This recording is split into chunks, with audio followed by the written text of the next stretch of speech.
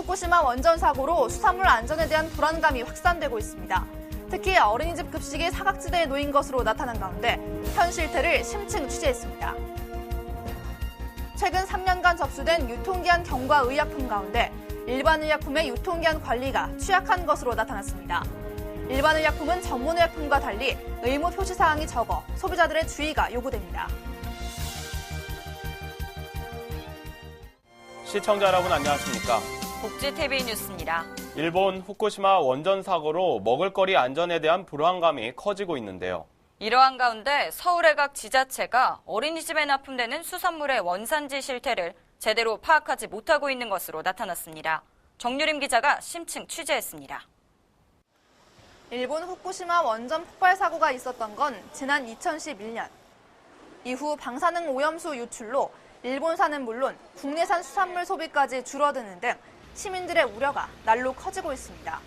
앞으로 어린이집을 보내야 되는데 집에서도 불안해서 못 먹는데 그게 확인도 안 된 걸 먹인다고 하니까 불안한 생각이 많이 들어요.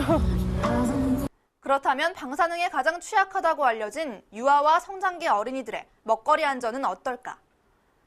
얼마 전 한 시민단체와 정당이 실태조사를 해본 결과 서울에 있는 25개구 가운데 3개구를 제외하고는 어린이집에 납품하는 수산물의 원산지 실태를 제대로 파악하고 있지 못하는 것으로 나타났습니다. 수산물의 납품 업체와 원산지 표기 정보가 없었고 나머지 3개구마저도 일부 수입산이라는 표기로 정보가 미흡했습니다. 현행 농수산물의 원산지 표시에 관한 법률과 식품위생법 시행령에 따르면 1회에 50명 이상 식사를 제공하는 학교와 기업체 등의 집단 급식소에서는 가공품의 원료에 대해 원산지를 의무적으로 표시하도록 돼 있습니다.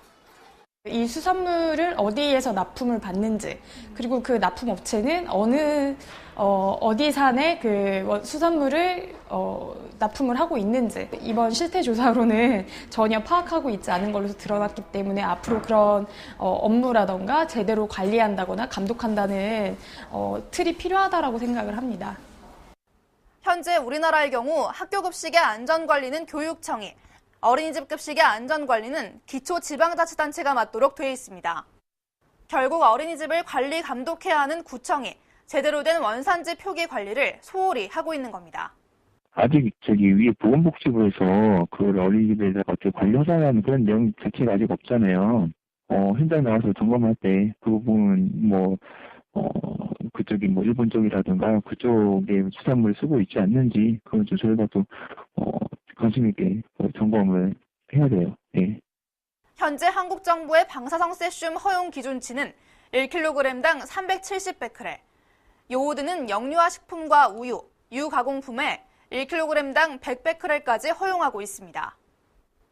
이미 2011년 일본 5개 현의 모든 식품에 대한 수입을 금지한 타이완과 10개 현의 모든 식품과 사료에 대해 수입을 금지한 중국의 조치와 비교했을 때 느슨한 규제인 겁니다.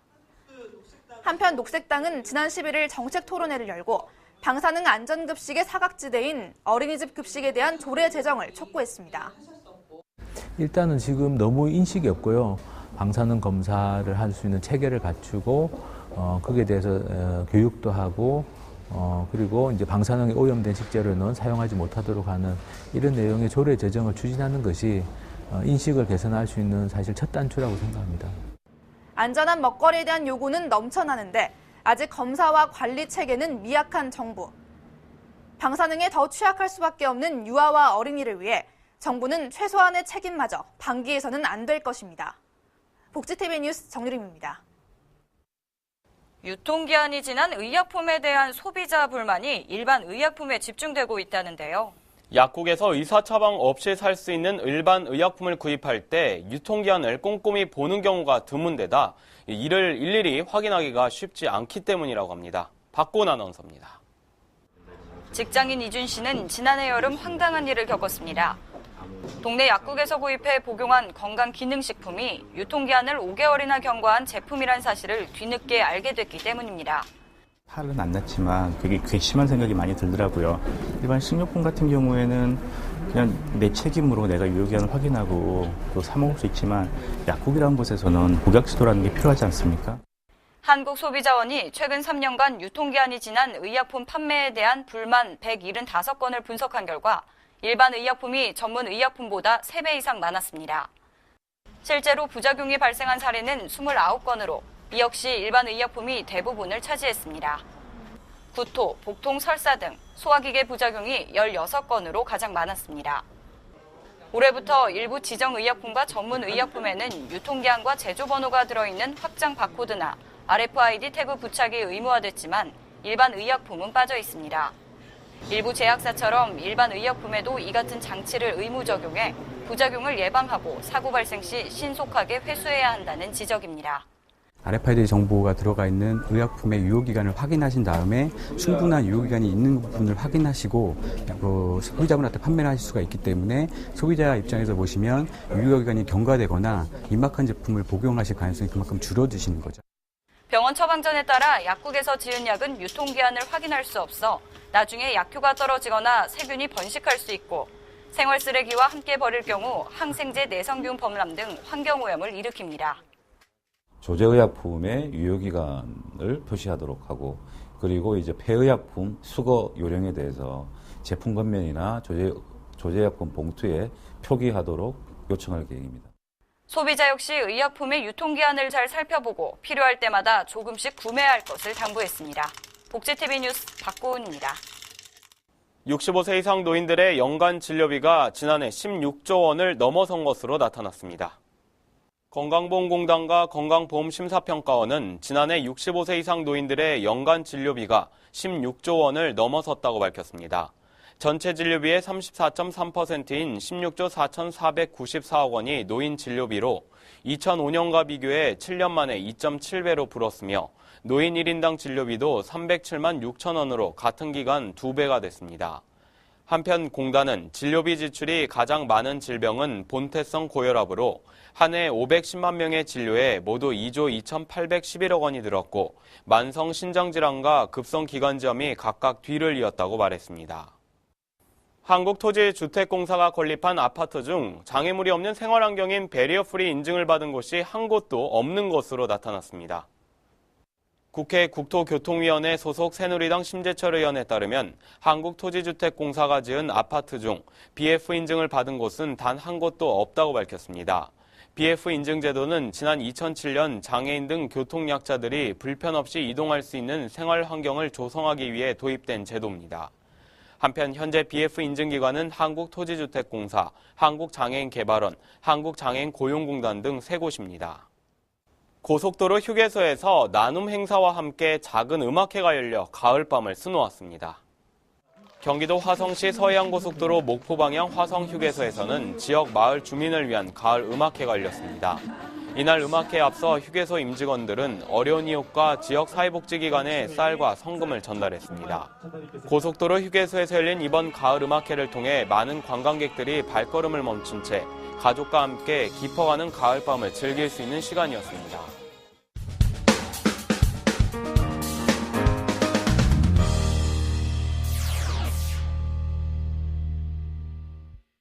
한 주간의 사회복지계의 화제를 모아보는 시선 플러스 시간입니다. 오늘도 위키프레스 정영진 편집장 나왔습니다. 안녕하십니까? 네, 안녕하세요. 네.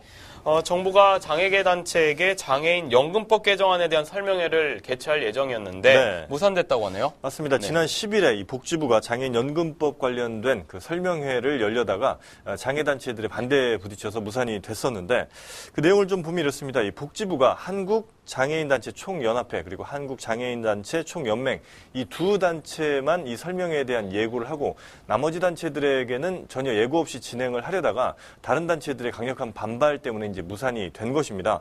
그런데 이 자리에 이제 참석해야 할 장애계 단체들 제대로 된 통보를 받지 못했다는 건데 이 내용을 좀 살펴보니까 이 복지부에서는 그 큰 두 단체 장애인단체 총연합회 그리고 장애인단체 총연맹 두 곳에만 연락을 하면 될 줄 알았다. 이제 이렇게 해명을 하고 있습니다. 좀 궁색한 변명인 것 같은데 일단 이런 그 장애인연금법이라든지 이런 문제들을 뭐 설명하고 혹은 뭐 토론하고 이런 자리에는 당연히 그 당사자들이 충분히 많이 참석할 수 있도록 이런 자리를 마련하는 것이 당연히 복지부가 해야 될 일일 텐데 이것을 좀 게을리한 측면이 없지 않아 있는 것 같습니다. 때문에 이번 설명회가 자칫 그 명분 쌓기용 설명회가 되는 것 아니냐 이런 의혹들을 이제 다른 단체들이 많이 하게 된 것이죠.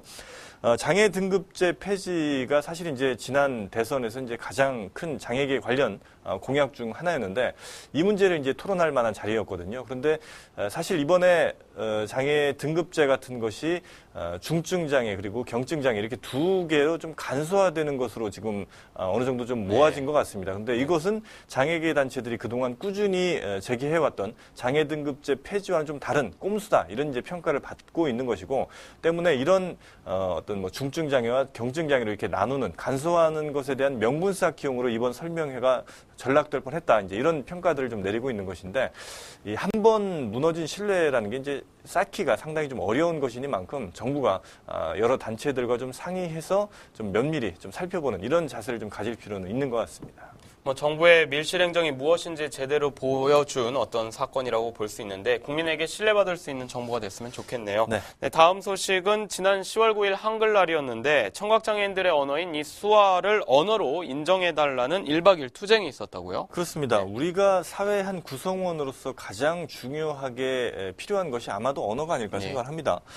내 뜻을 누군가에게 알리고 혹은 뭐 다른 사람의 생각을 읽을 수 있는 것이 아마 가장 확실한 방법이 언어라는 것일 텐데 그런데 이 장애인들에게는 이 언어를 배울 만한 제대로 된 뭐 기회가 주어지지 않았다는 것이 이제 큰 문제가 되겠습니다. 사실 배울 권리는 어떻게 보면 의무이기도 합니다. 그러니까 국민의 4대 권리를 보면 분명히 교육의 의무가 있거든요. 이렇게 교육의 의무를 반드시 규정해 놓은 것은 그만큼 배우는 것 이게 굉장히 중요하다는 것이고 또 하나 그 배울 때는 이제 언어라는 것이 가장 중요한 도구 수단이 되기도 하는데 이 기초적인 것을 제대로 배우지 못한 장애인들이 상당히 좀 많다는 것이죠. 한국보건사회연구원이 2011년 장애인 실태조사를 했는데 중학교를 다니지 않은 장애인이 2010년 기준으로 전체 장애인 251만 명 중에 43%가 넘는 108만 9,996명이나 됐다고 합니다. 그만큼 제대로 된 교육의 기회를 제공받지 못했다는 것인데 그래서 이제 해결할 방법으로 뭐 야학을 다니거나 여러 가지 방법들을 통해서 뭐 중학교, 고등학교를 성인이 된 이후에 과정을 마치는 장애인들도 상당수 되는데 이에 대한 지원도 이제 제대로 된 것이 없다 보니까 성인이 될 때까지는 제대로 된 교육의 기회를 받지 못하고 또 성인이 돼서도 어떤 교육을 받으려고 해도 이제 성인이니까 알아서 해야 되는 것 아니냐 이제 이런 입장을 정부가 펼치고 있다 이렇게 장애계 단체는 좀 주장하는 것이거든요.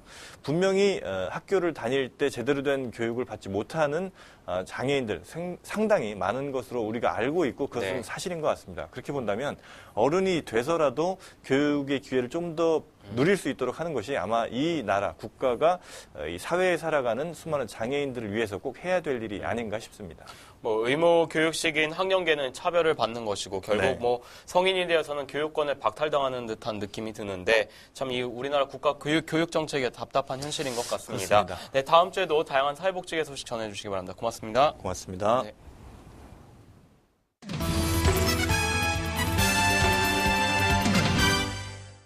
복지TV 네트워크입니다. 사람이 꽃보다 아름다운 도시, 경기도 고양시가 장애인 가족 한마음 페스티벌을 가졌습니다. 장애와 비장애 구분 없이 누구나 즐길 수 있는 축제의 현장이었다는데요. 최영아 기자가 다녀왔습니다. 투호 던지기 놀이가 한창인 시민들. 그 옆에서는 인간관역을 향해 힘껏 공을 던지기도 합니다.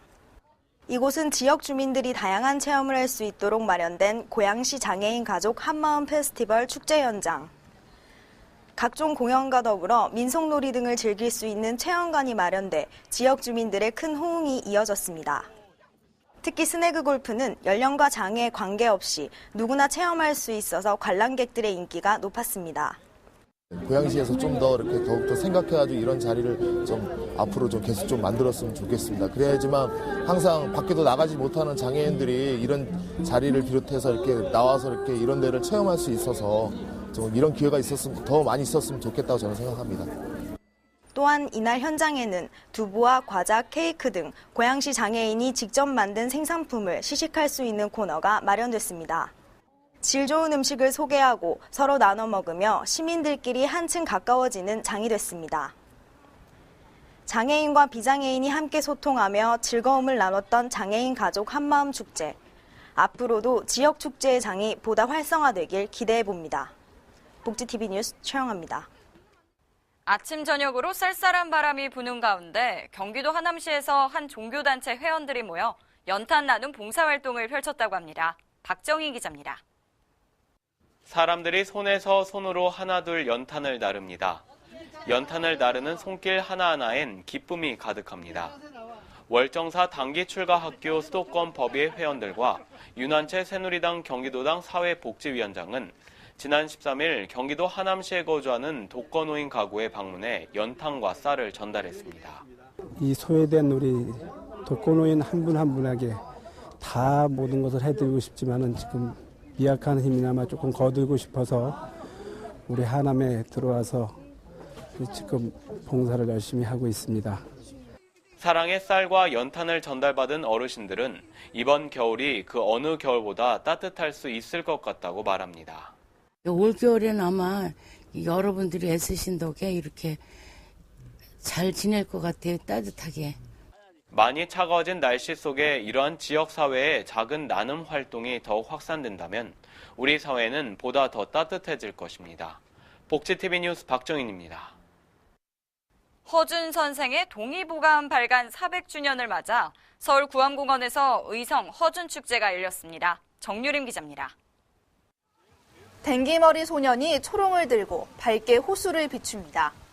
대감은 아랑곳 없이 학문에만 열중하는 모습인데요. 바로 구암 허준 선생을 연출하는 등불입니다.